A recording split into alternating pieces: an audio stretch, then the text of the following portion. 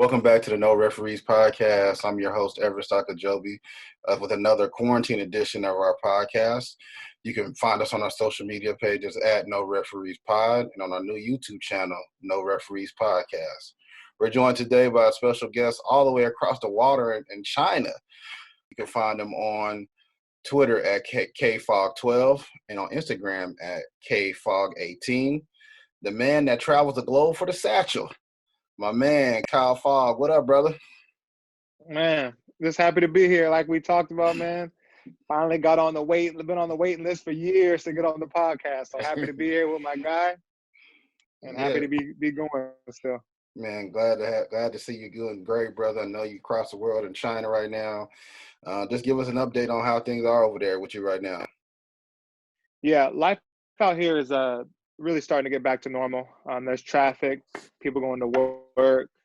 I'd say the only difference are a couple of the major restaurants are closed and every single person has a mask on. So they aren't playing around with that, but I feel like they're doing a really good job of containing the virus and kind of getting back to everyday life. No future over there. No mask off. Nah, mask on. No mask off. So give us a little play-by-play on, the days and weeks leading up to you guys having to evacuate quickly around the Chinese New Year. Kind of walk us through what happened with that situation and how that unfolded. Yeah, so for us, it was we were leaving right before it kind of hit. I remember our team doctors came up to us and were like, hey, if you're going outside, just wear this mask. The flu's starting to go around Beijing and around China pretty bad this year.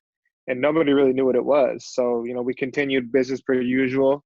And I think we had like a 4 or 5 day break. So I headed home. So I was on the way home. And when we got to the airport, everyone had their mask on. So it was crazy to see. And, I looked at, my boy who was with me and we put our mask on and we just continued like normal and headed home. And it was like maybe one night at home. And the next night they kind of messaged us and were like, hey, this is something, we didn't realize what this was, but don't come back. Like, just stay at home while we're figuring this out. And then the next day in America, that's when they started releasing like, hey, like this virus is spreading in China, like things are getting serious and stuff like that. So it was, got out just in time right before, we really knew what it was. And it was nice to be home during that time, but it was definitely crazy to see since I was just out there like a day and a half or so before.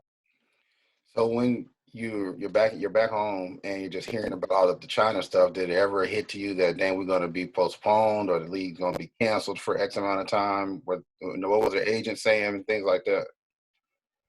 Yeah, nobody really knew. Luckily, I was in contact with my team out here, and they were like, stuff's probably going to get, postponed right now. So they just said, don't come back on your flights and, we'll update you. And every day, the numbers would go higher and it started spreading more and more. And they kept telling us, come back now. No, wait, come back then. Until eventually they were just like, you're going to be home for a little bit. We'll keep you updated. But nobody really knew when we were going to have to come back or what they were going to do. I think they were just mainly concerned about keeping everybody healthy and then figuring out how they were going to finish the league. On a lighter note, when you came back, what was one of the first things you ate when you came back? Every time you come back home, I was with you in China and Guangzhou. We'll get to that in a little bit, representing my CBA gear from my brother. So when we touched down, not knowing that you was going to be going back, like what was the first thing you ran to eat when you came back to America? Man, Chipotle was the first meal for sure.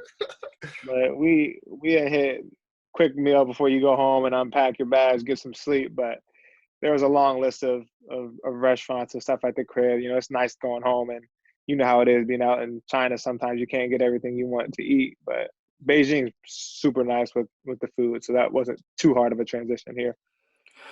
So the time you spent away from the team, these last 2 months you were home or so, even though you're away from your team, you had the opportunity to do a lot of cool stuff, like play for the USA national team. Kind of walk us through that and how that process happened. Oh yeah, that was a huge blessing. They actually called me a couple years back when I was with our team in Guangzhou, and I wasn't able to play. So that was kind of one of those things where I was like, dang, I wish I would have had that opportunity to kind of put that USA across my chest. But, as you know, God works mysterious ways, and that opportunity came back around, and the time was, perfect. I was just at home, couldn't go back to my team in China, and they gave me a call, and I was extremely excited to take on that opportunity. And we played Puerto Rico 2 games. We were able to get 2 wins, and got to play in front of my family in DC. So it was definitely a blessing, special experience that I'll definitely hold that one in the memories forever. You had two recent memories of DC. When we went to DC to play the Wizards, and another one this year. Yeah, You had some fond memories yeah. playing in DC recently. 3 years in a row, been playing in DC, man. It's like your second home. Yeah, I go every year. Huh? I read some stuff about how when they finally got China reopened for the team, for the players and coaches to come back, that guys wasn't feeling that. Like I was like, man, I don't want to go back. Yeah, I'm in good. But then the league was like, yo, you're not gonna get your paycheck. Might get a lifetime ban. Talk about what you were hearing from yeah, guys and what was going through your mind at that time. yeah. I mean, it was a lot of mixed messages, mixed emotions from players around the league. What's cool is a lot of the guys kind of stay in touch and keep updated with each other, and everybody was like, what should we do? What are you guys gonna do? And I think it was about half of the guys ended up coming back and half stayed. Um, I'll luckily my team is super cool. I have a good relationship with them, obviously with Steph coaching, and they just kind of said, let's come back and finish the season strong. Obviously, we have put in a lot of work this year bringing our team up. So I it was a decision I had to talk with my family about, but after doing the research and finding out that it was actually pretty contained here, I decided to come back, and I'm glad I did. I know you was on that phone like this, doing all the research to make sure you were Yeah, straight before man. you came back. Yeah, Steph came out first too, so that was like once he got here, he was like, "Yo, it's good." It was like, okay, I'll head back since they're already out there, and so it was perfect. But definitely had to check in, make sure the fam was good, make sure the girl was good with it, and headed out. You're talking about Stephon Marbury. Everybody knows who he Yeah, is. Everybody knows he's been overseas yeah. in China. He got statues, he got museums, he got kind of Oh all that kind man, of stuff over there. So, yeah. so tell me what it was like playing for him. You're going this new team. It's his first year as a head coach, first year playing for him. Just talk about what it's like playing for him. Yeah, it was exciting, man, when they made the call. Obviously, being in Beijing, having the chance to bring up, they were last place team in the league last year, bringing an entirely new coaching staff, a lot of new players, a chance to play with my former teammate, Sonny, and obviously the chance to play for Coach Steph, who's a legend out here, was definitely, amazing opportunity that I kind of was super excited about. And we've had a lot of success so far. I mean, even though this is Steph's rookie year as a coach, he's doing an amazing job. We were dead last year, and now we're like more than doubled our wins, broke the franchise record for wins, I believe, So that and means headed for. that big satchel coming. Man, we just trying to get a little satchel. We just want a little satchel. That's it. But yeah, man. So he doing his thing for sure. He works super hard. He's gonna be a great coach as he was a player for sure if he decides to continue coaching.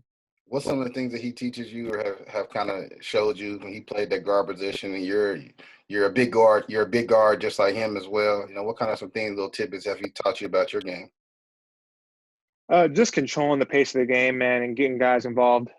Obviously, as a pure point guard, to do it at every level and at the highest level, he has kind of just shown me the think in the game just at an extremely high level as opposed to just kind of playing off field, but doing both and really controlling the game.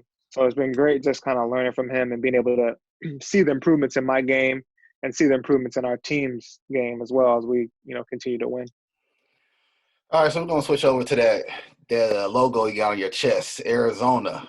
Bear down. Bear down. A players program.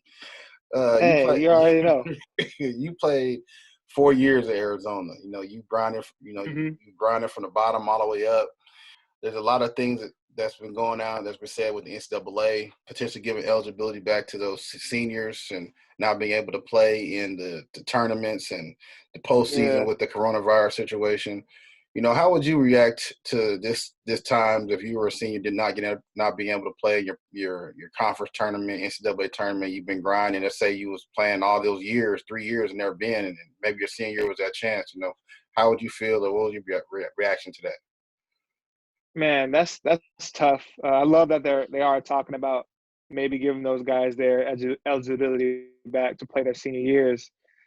Just because, like you're saying, man, all that work you put in, all that time is all just to get to the tournament. And, it's not a lot of teams or players get that opportunity to go. So when you do, it's something that, you really look forward to. And to have that taken away, which I believe was the right decision to not have it just for safety reasons. But I would be, frustrated, obviously hurt, sad. That's a lot of those players, even not just the seniors, really make their name for themselves in a tournament and get to the NBA, get drafted off of these performances in March Madness. So it's definitely tough to see, but I believe they made the right decision in post canceling it, really. But hopefully they can give these guys another chance to get in the tournament the following year. Have you had an opportunity to talk to any of the coaches over there with this situation? I know you're pretty connected to the program. Have you had any talks with them about everything that's going on? Yeah, I was there a little bit before they ended up canceling the tournament, right before they went to the Pac-12 tournament in Vegas, which they ended up canceling after a game or two.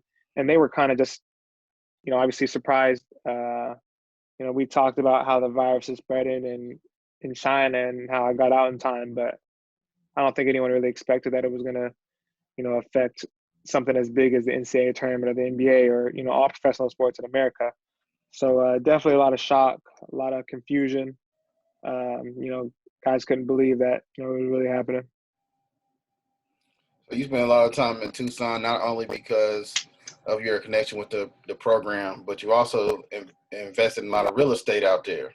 A lot of people, if Mm-hmm. people follow your Instagram and Twitter, they'll see that you're involved with repositioning assets. So talk about just, what it's like to be a professional basketball player and also involved in real estate as well. Yeah, it's not as hard as you think. The biggest thing is, I have a really good partner who's out there right now who's able to be there day to day. All it is spend a little extra time reading when you're on road trips or at home, maybe less time playing video games or less time, watching movies, and just add it in, maybe an hour a day of reading and, watching YouTube videos or getting a mentor and learning from him. And I think I just kind of realized a little early on that kind of the ball wasn't going to bounce forever. And, you never know when your time is up. So while you're taking advantage of this, I think it's important to kind of explore different avenues, use the fact that you're a professional basketball player to get you into doors and just try to learn from people and get in the rooms that you can where, you're the least smart person in the room and just in a room full of people who are kind of doing things at a high level and doing things the right way. So I've been lucky to, meet those people and get in the rooms with them, and they've been kind of just guiding me and teaching me, and I've been learning, and I've been able to, acquire a lot of cash flowing assets over the past few years. And it's exciting just because I'm finally starting to really build that momentum into, bigger multifamily and commercial real estate. So it's a lot of fun.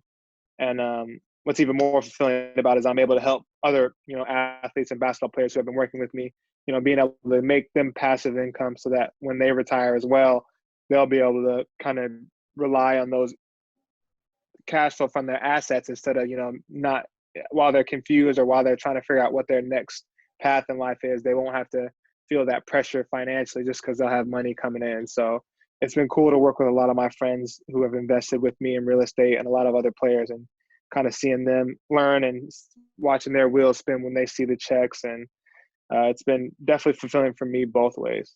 So when you talk about commercial real estate, talking about shopping malls? You talking about retail? What are your aspirations down the road? Aspirations down the road, obviously, big picture is, want to be kind of known in the basketball world and athlete world as, one of the top guys for real estate investing and helping guys build assets and portfolios in real estate that are kind of preparing them for life after sports. And when that ball stops bouncing, so they can keep having that passive income and then checks rolling in. So I think that's kind of my big picture as far as what I want to do after hoops and how I want to be known in real estate. And as for, what I was talking about with commercial real estate, mainly focused on multifamily. I just closed on retail strip center with, a few small places, kind of like a, small law firm. There's a rehab center in the plaza. It's 11 units, commercial spot, but mainly right now is the focus is apartment syndications and kind of getting those multi-unit buildings.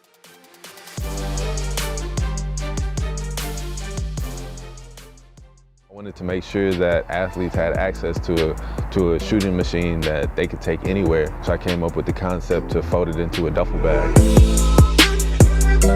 I ended up prototyping with my friend Xavier, welding our first prototypes in the garage. I made it for myself.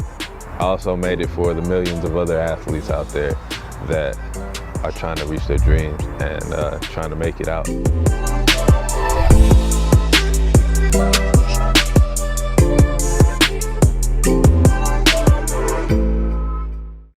I want to switch gears real quick and talk about your Instagram, because up until about 6 months ago, it was just basic, plain Jane. You must have hired your significant other to run your Instagram, because now you got quotes of the day, you got philanthropy advice, you got all your workout tips.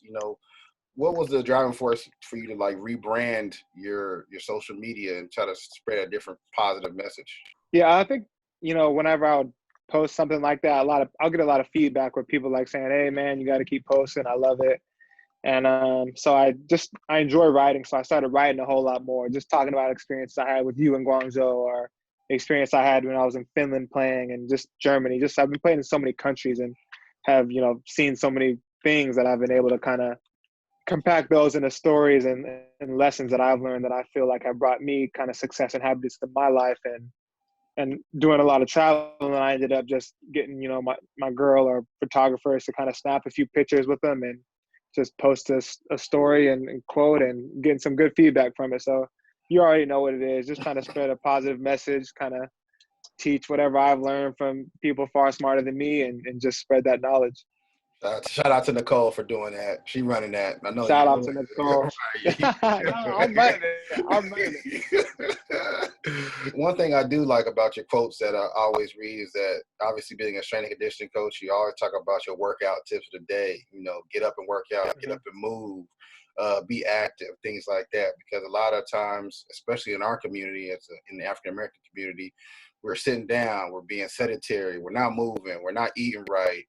And me being currently in Chicago with this coronavirus situation, I hear a lot of, you see the numbers of, the African American community, minority community are the highest, with the coronavirus, and a lot leading cause of death.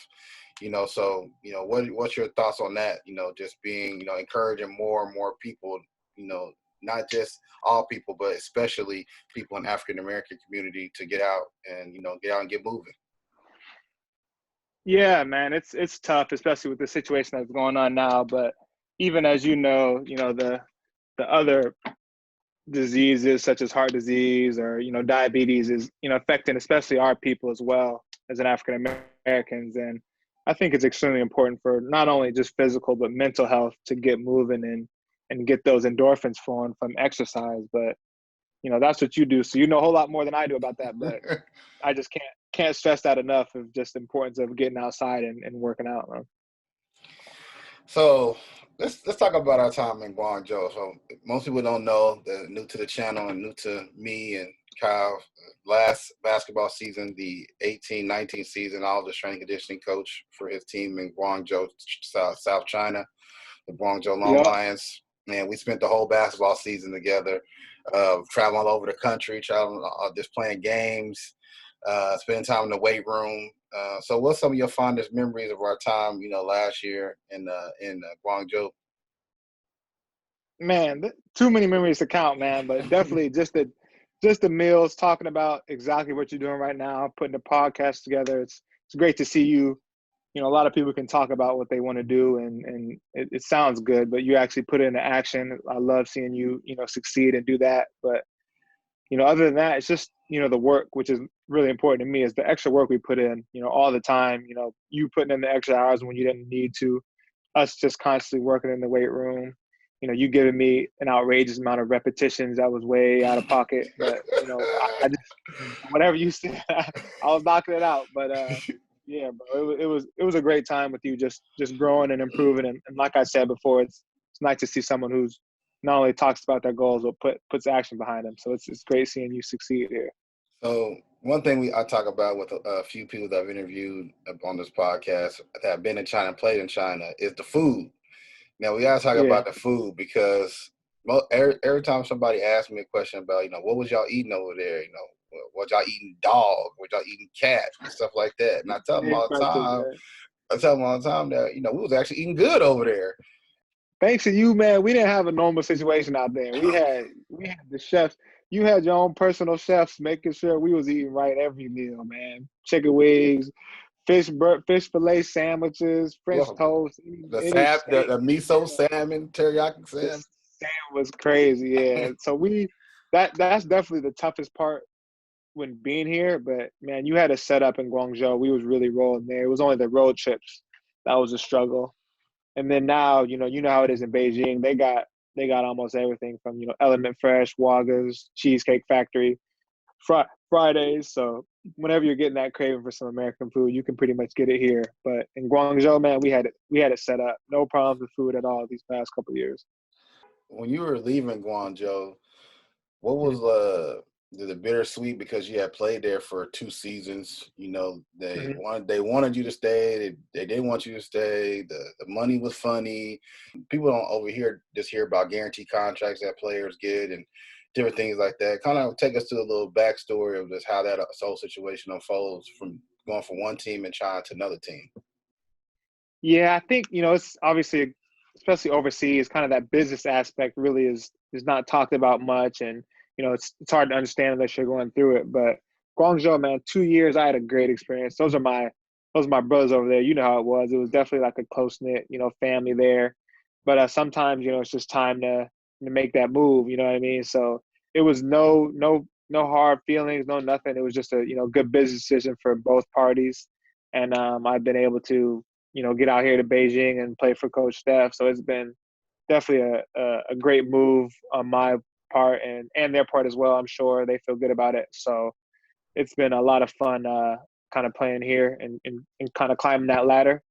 And it's always fun to go out there and see them. Got to play them a couple of times, so that was fun as well. But Guangzhou will always hold, a special place, with me, and I wish them nothing but the best. And it's always great to kind of see them out, whenever we play them every year.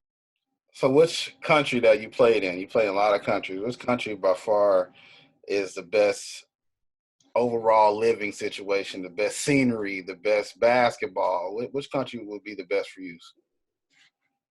Scenery and hoops is probably Spain, man, because I lived on the beach in Spain, so ain't nothing beating that. And the weather was perfect year round. But as far as fun playing basketball, and the place I like the best is China by far. Because you get to shoot that thing 100 times a game. Man, you get to just go out there and whatever you work on, you get to use that in the game. So this can't nothing beat China, man. But I've definitely been to a lot of good places. I think, I've had learning experiences and a lot of fun in every country I've been in. Obviously, it's basketball, so I mean, if you're not having fun, I don't know what can't beat this job. I don't know what to tell you, But I definitely think Spain and China were the top 2 places so far. So what are some fun facts about Kyle Fogg? Your fans will see this. All your followers on social media see this. What's some fun facts about Kyle Fogg that most people don't know about? I mean, most people probably know, but got 2 nieces and a nephew who I love to death. I used to drive a 1997 Civic I called the Lambo in college. And then after that, I was driving a Slug Bug because that car broke down. So I was driving a Slug Bug for a minute. You got that real Lambo now. Nah, I got a Lexus now, man. We got to save.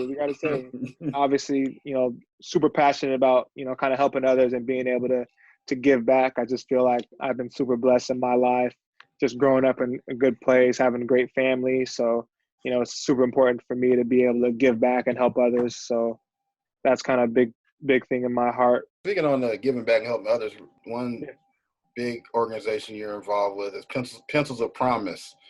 I know that you're involved on the board, or you're involved with a lot of the decision making that goes on there. Talk to people about this Pencils of Promise. What's it about? What's your role in the organization, et cetera, et cetera? Yeah, so I'm on the advisory board for Pencils of Promise.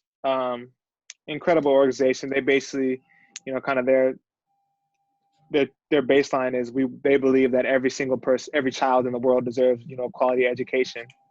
Obviously, there's a lot of places in the world who are, struggling financially, and they aren't able to send their kids to school. So it's without an education, I think it's the most important thing. You can't really grow if you can't learn. How can you provide value? And if you can't provide value, then it's going to be tough for you to kind of climb out of the hole and get to where you want to get, chasing your dreams. So I love, what they believe in, and they're doing incredible work in Ghana, Africa, Guatemala, and Laos in Asia.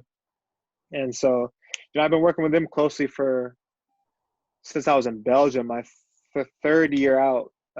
And, these past few years, I've been on the advisory board with them, and I was able to go to Guatemala last summer, and it was just a life-changing trip, man. Just seeing people with absolutely nothing who live in huts just about with few bricks and some sheet metal as a roof, and they're just happy as can be, just grateful for us being able to help, their children go to school and get an education. We saw grandmas and mothers crying when we came. We were able to go to all these villages in the middle of nowhere where, Pencils of Promise has been able to build these schools and help these kids learn so they can go on, take the next level of education, and be able to give back to their family as they continue through learning and pursuing their dreams. So when I went to Guatemala last summer, it was, just life-changing, kind of really changed my perspective as far as like even being more grateful for everything I have and being even more passionate about working as hard as I can so that I can give back to others. So it's been great, working with them and seeing them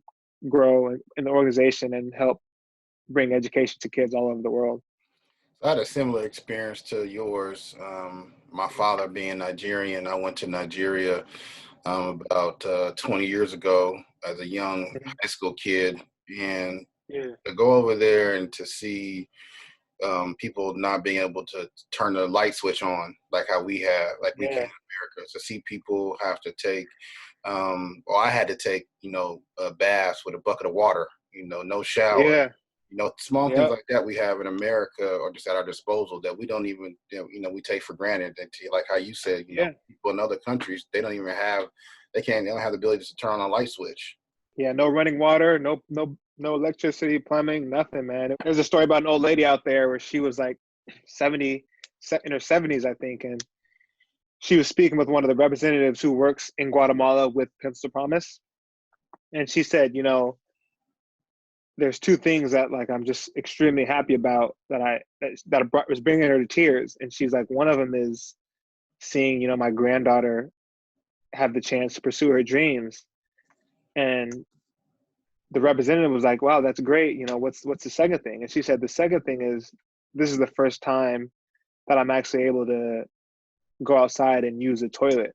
So like her whole entire life in 78 years, she had never went to the bathroom in a toilet, in a stall. So it's like, it's great because that's kind of another branch of their programming is the WASH program, which builds outhouses and helps with, diseases that can be prevented by washing your hands. So it's crazy to just hear that a lady who's 70 years old had never used a bathroom in her life. Man, next time I go to the restroom, I'm going to look at that toilet twice. Thank you. Yeah, thank you. Right. Man, there's just more stories like that I just like to hear, because if you lived it, I've lived it. I'm sure a lot of people listening to this or seeing this have probably either known somebody to went overseas to experience that in a third world country, or have experienced it yourself. And you never want to wish that on anybody, and you want to do as much as you can to help as many people in need as you possibly can. So. Yeah, exactly.